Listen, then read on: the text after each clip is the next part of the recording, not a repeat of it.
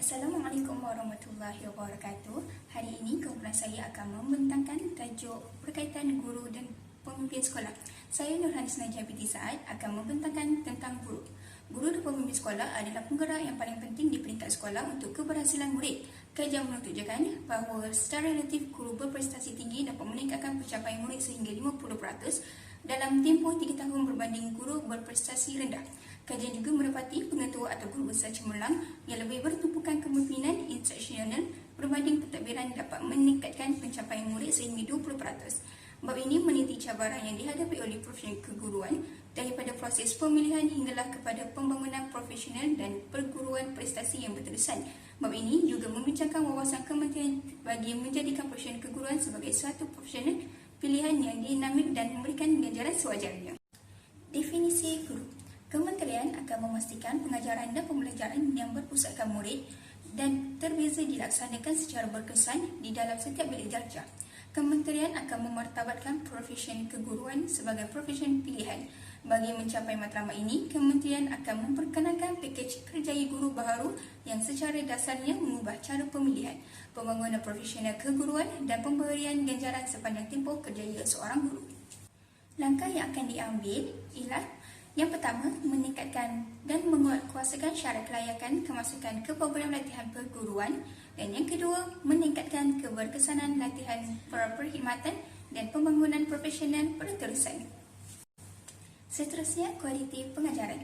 Kualiti sesuatu sistem sekolah tidak boleh melebihi kualiti gurunya. Kualiti guru merupakan penentu di peringkat sekolah yang paling penting bagi keberhasilan murid. Pengajaran tidak melibatkan murid sepenuhnya apabila guru lebih bergantung pada kaedah syarahan yang pasif dalam menyampaikan kandungan mata pelajaran. Guru lebih memberikan tumpuan kepada usaha memastikan murid memahami kandungan asas mata pelajaran bagi tujuan pentaksiran sumatif daripada menerapkan kemahiran berfikir aras tinggi. Pemilihan guru. Pemohonan dipilih selepas melalui beberapa tapisan berdasarkan pelbagai faktor termasuk sikap, aptitud terhadap pengajaran dan personaliti. Kelayakan minimum untuk kemasukan ke program ijazah sarjana muda pendidikan ialah 3 grade cemerlang dan 3 grade kepujian dalam SPM. Pertama, kadang-kadang terdapat kekurangan pemohon yang berkelayakan untuk mata pelajaran khusus lokasi tertentu. Seterusnya, latihan perkhidmatan dan pembangunan profesional berterusan. Latihan perkhidmatan menyediakan asas yang kukuh kepada guru untuk memberikan sumbangan berkesan di dalam bilik darjah sejak hari pertama perkhidmatan mereka. Kementerian meningkatkan kelayakan minimum latihan perkhidmatan daripada diploma kepada ijazah sarjana muda untuk guru sekolah rendah. Kementerian menyediakan peluang dan insentif kepada guru sedia ada untuk melanjutkan pelajaran bagi memastikan aspirasi ini dicapai. Pembangunan profesional berterusan membolehkan guru mengekal dan meningkatkan set kemahiran, termasuk mengikuti perkembangan terkini dalam pedagogi. Mereka mengikuti program pembangunan profesional kira-kira 10 hari setahun, iaitu lebih daripada 7 hari setahun seperti yang ditetapkan oleh Kementerian. Latihan ini meliputi aktiviti pembelajaran kendiri, bimbingan di luar sekolah hinggalah kepada bimbingan berasaskan sekolah, seperti pencerapan di dalam bilik darjah dan perancangan mengajar. Kajian antarabangsa yang menunjukkan bahawa latihan amali di sekolah yang berasaskan aktiviti yang benar-benar berlaku di dalam bilik darjah lebih berkesan daripada program latihan yang dijalankan di luar sekolah. Penempatan. Guru pelatih membuat pengkhususan dalam sekurang-kurangnya satu mata pelajaran. Opsi ini bertujuan memastikan mereka mempunyai pengetahuan kandungan dan pemahaman yang mencukupi untuk mengajar mata pelajaran tersebut dengan berkesan. Seterusnya, pada sekitaran kerja. Purata saiz kelas dan nisbah murid, guru-guru mengajar dengan saiz kelas mengikut sasaran yang ditetapkan dan mempunyai nisbah murid-murid yang sama atau rendah daripada nisbah. Waktu bekerja dan agihan tugas seseorang guru merangkumi pelbagai aktiviti seperti kurikulum, ko-kurikulum, kursus-kursus dan juga pentadbiran berkaitan pengajaran dan pembelajaran. Akhir sekali, bagi penerangan guru ialah saraan dan pengurusan prestasi. Jika guru menunjukkan kecemerlangan dalam pelbagai bidang kompetensi seperti penguasaan kandungan mata pelajaran dan pedagogi, laluan ini membolehkan guru dinaikkan grade dengan lebih cepat dan akhirnya akan meningkatkan jumlah keseluruhan pendapatan sepanjang hayat. Sistem kenaikan pangkat DG 41 dan DG 54 dalam tempoh 25 tahun perkhidmatan, walau bagaimanapun jangka waktu kenaikan pangkat selama 25 tahun masih merupakan suatu tempoh yang agak panjang dan tidak akan dapat menangani isu dan cabaran semasa. iaitu masih terdapat kekurangan guru berpengalaman untuk membimbing guru baharu semasa mereka mula menyertai profesi ini. Seterusnya, saya akan beralih kepada pembentang seterusnya. Terima kasih kepada saudari. Sekarang saya akan beralih kepada tindakan dalam mentransformasi profesi keguruan menjadi profesi pilihan. Dalam konteks ini mempunyai 3 gelombang yang pelbagai mengikut tahun-tahun yang telah ditetapkan.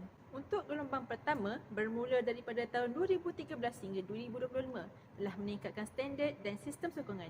Ianya memberi tumpuan kepada peningkatan standard profesional dan menambah baik sistem sokongan serta persekitaran kerja. Sudah terang lagi bersuluh terdapat beberapa langkah yang telah diambil. Antaranya ialah meningkatkan profil profesi keguruan, meninggikan syarat kelayakan, kemasukan untuk ambilan baharu, mengaitkan prestasi dengan kompetensi, meningkatkan peruntukan bagi pembangunan profesional berterusan dan mengurangkan beban pentadbiran yang dipikul oleh guru.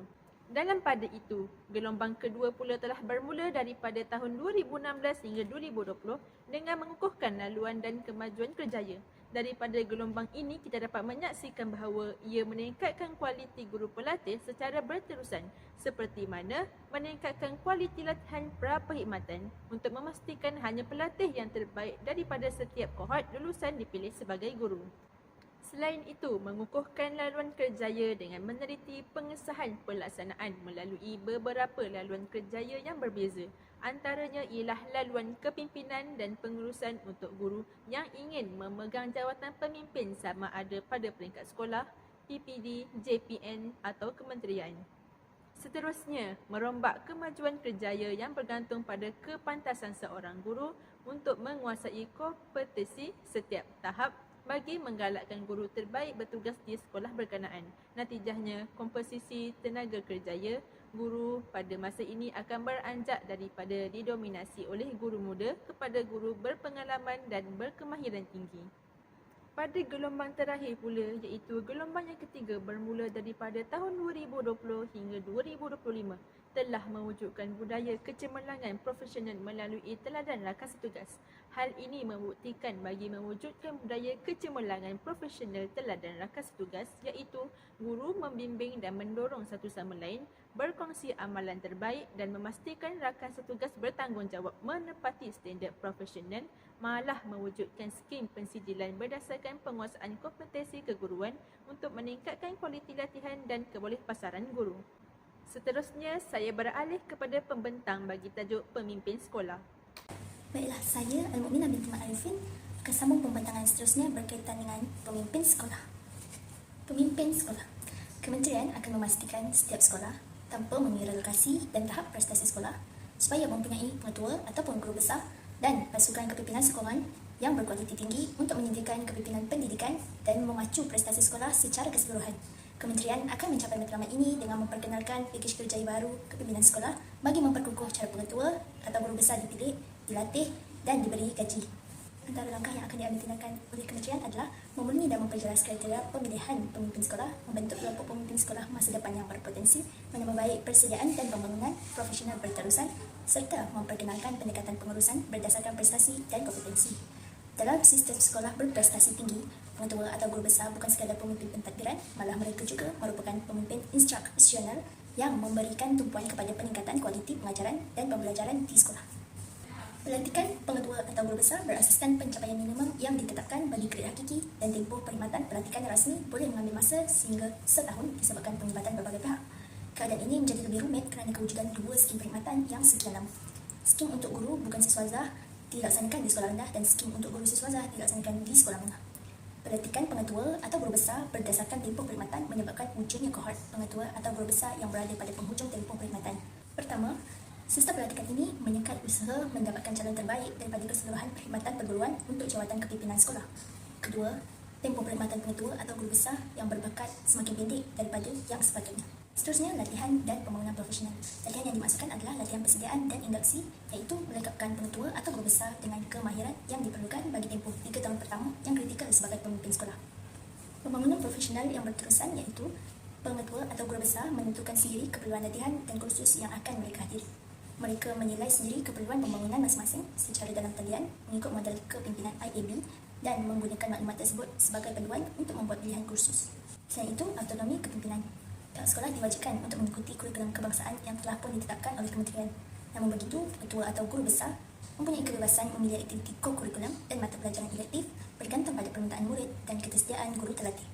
Mereka juga diberi autonomi penjadualan waktu kelas mengikut keperluan sekolah tanpa mengubah jumlah jam mengajar bagi setiap mata pelajaran. Di samping itu, persekitaran kerja sedia ada. Pengetua atau guru besar di Malaysia membahagikan masa mereka secara sama rata untuk aktiviti pengajaran dan pentadbiran supaya dapat memberikan impak lebih tinggi terhadap keberhasilan murid. Bukan itu sahaja, pengetua atau guru besar secara umum memahami pentingnya kepimpinan instruksional. Kaji selidik berkaitan pemimpin sekolah menunjukkan bahawa kemahiran paling penting yang dikenal pasti oleh pengetua atau guru besar adalah berhubung kait dengan kepimpinan instruksional seperti membimbing guru dan meningkatkan prestasi kurikulum. Akhir sekali, kemajuan kerjaya dan pengurusan. Kementerian telah mewujudkan laluan pengetua dan guru besar cemerlang bagi meningkatkan peluang mereka untuk maju dalam kerjaya. Majlis Pengetua Cemerlang menjalankan program pementoran untuk pengetua atau guru besar yang baru dilantik di setiap negeri dan seringkali mengadakan rundingan dengan kementerian tentang isu berkaitan guru dan pengetua atau guru besar. Seperti halnya dengan guru, prestasi pengetua tidak dinilai berdasarkan kompetensi yang diharapkan daripada seorang pengetua yang baik prestasinya.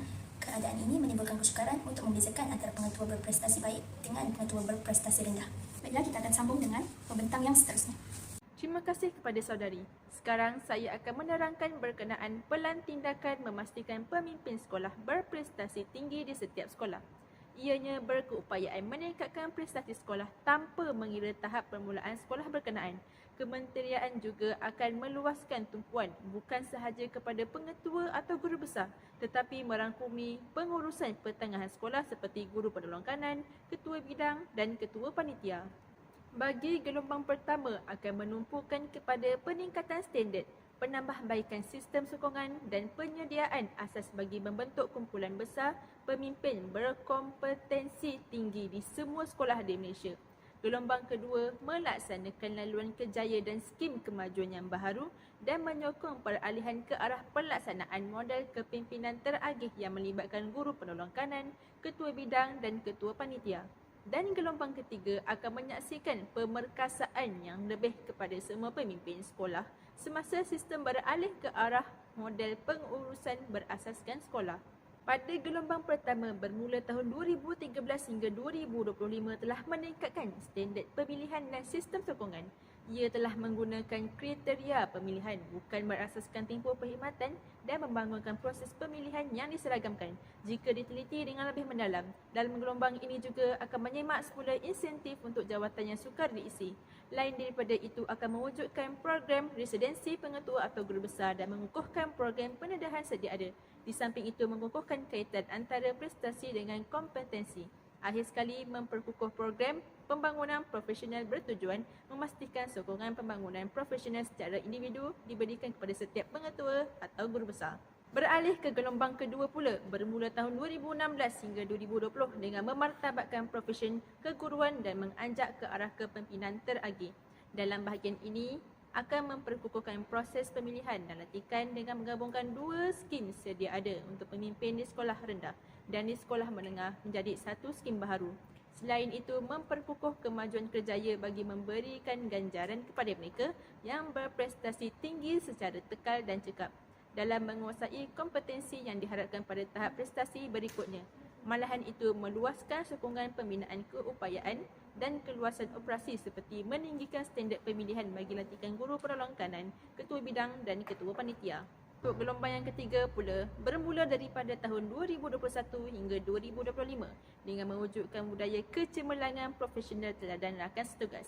Hal ini mewujudkan budaya kecemerlangan profesional teladan rakan setugas iaitu pemimpin sekolah menjadi mentor dan saling membimbing, membangun dan menatarkan amalan terbaik ke sekolah serta memastikan rakan setugas mempunyai tanggungjawab memenuhi standard profesional.